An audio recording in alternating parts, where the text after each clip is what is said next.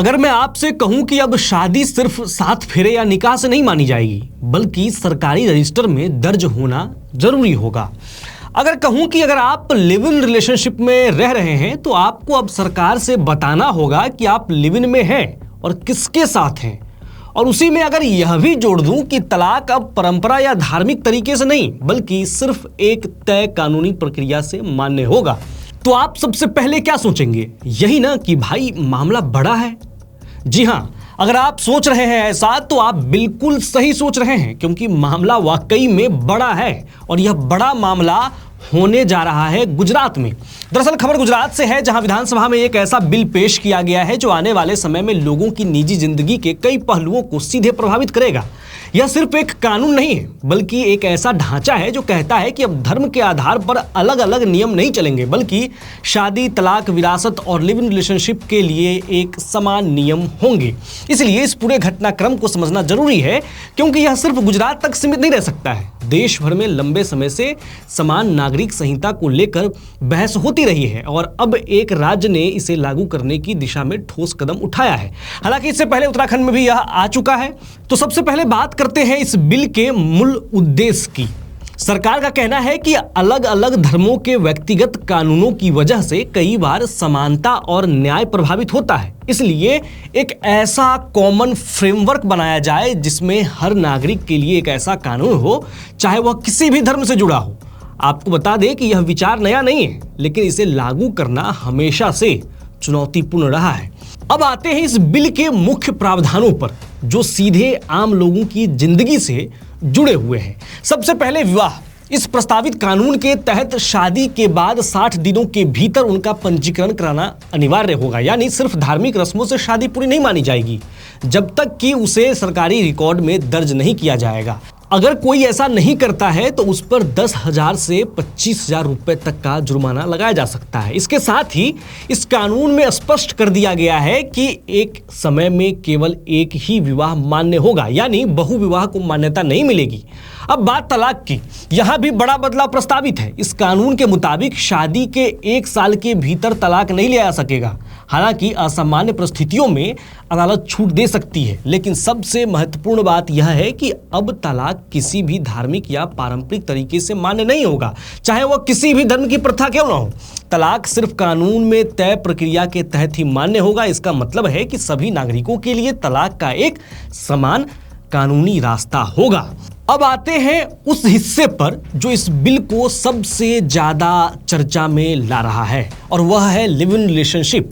इस प्रस्तावित कानून में लिव इन रिलेशनशिप को औपचारिक रूप से मान्यता देने की बात कही गई है, लेकिन इसके साथ कुछ शर्तें भी जोड़ी गई हैं। अगर कोई जोड़ा लिव इन में रह रहा है तो उसे 1 महीने के भीतर इसका पंजीकरण कराना होगा। यानी यह अब पूरी तरह निजी मामला नहीं रहेगा, बल्कि एक कानूनी दर्जा लेगा। इतना ही नहीं, अगर इस रिश्ते में रहने वाला कोई पार्टनर 21 साल से कम उम्र का है तो उसके माता पिता या अभिभावक को इसकी सूचना दी जाएगी।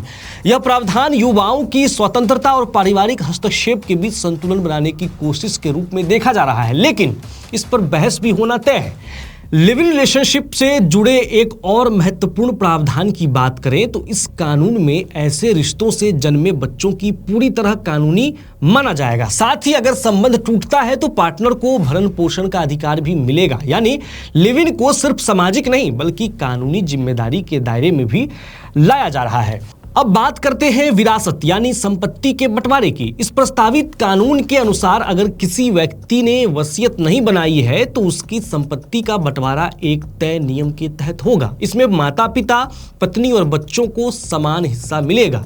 यह प्रावधान उन मामलों में समानता लाने की कोशिश करता है जहां अलग अलग धर्मों में विरासत के नियम अलग अलग होते हैं। अब सवाल उठता है कि यह कानून लागू कैसे होगा।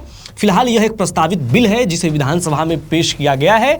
इसे अंतिम रूप देने के बाद सरकार इसकी अधिसूचना जारी करेगी और फिर एक तय तारीख से यह लागू होगा। यानी अभी यह पूरी तरह लागू नहीं हुआ है, लेकिन प्रक्रिया शुरू हो चुकी है। इस पूरे घटनाक्रम में राजनीतिक और प्रशासनिक स्तर पर भी काफी हलचल रही है। एक समिति बनाई गई थी जिसने इस विषय पर विस्तृत रिपोर्ट तैयार की और उसे राज्य सरकार को सौंप दिया गया। उसी रिपोर्ट के आधार पर यह विधेयक तैयार किया गया है और फिर फिर इसे सार्वजनिक किया गया है। अब इस बिल को लेकर समर्थन और विरोध दोनों तरह की प्रतिक्रियाएं आना स्वाभाविक है। समर्थकों का कहना है कि इससे कानून में एकरूपता आएगी और सभी नागरिकों को समान अधिकार मिलेंगे। वहीं आलोचकों का मानना है कि यह व्यक्तिगत स्वतंत्रता और धार्मिक अधिकारों पर असर डाल सकता है। एक और महत्वपूर्ण पहलू भी यह है कि कानून सिर्फ कागज पर नहीं रहेगा, बल्कि इसके पालन के लिए दंड का भी प्रावधान रखा गया है, जैसे विवाह का पंजीकरण न कराने पर जुर्माना, लिव इन रिलेशनशिप को दर्ज न कराने पर कार्रवाई आदि।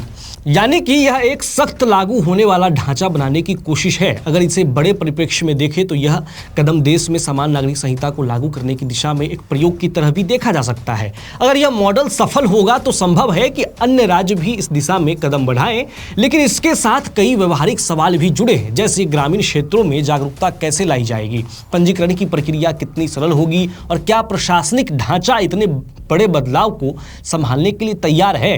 ये ऐसे सवाल हैं जिनके जवाब इस कानून के लागू होने के बाद ही पूरी तरह से सामने आएंगे। तो कुल मिलाकर गुजरात का यह प्रस्तावित समान नागरिक संहिता बिल सिर्फ एक कानूनी दस्तावेज नहीं है, बल्कि समाज के ढांचे में बदलाव की एक बड़ी कोशिश है। यह देखना दिलचस्प होगा कि यह जमीन पर कैसे लागू होता है और लोगों के जीवन पर इसका क्या असर पड़ता है, क्योंकि कानून तो लाए जा रहे हैं, लेकिन इस कानून के साथ बहुत से सवाल भी आएंगे जो आने वाले समय में उठेंगे और शोर भी होने की संभावना है। अब आप यानी कि दर्शक जो इस वीडियो को देख रहे हैं, अगर आपने यूसीसी के बारे में सुना है तो आप बताइए कि इस कानून के बारे में आप क्या सोचते हैं, आपकी क्या राय है। अपनी राय कमेंट बॉक्स में लिखिए, चैनल को सब्सक्राइब कीजिए और देखते रहिए विट्टी चोखा।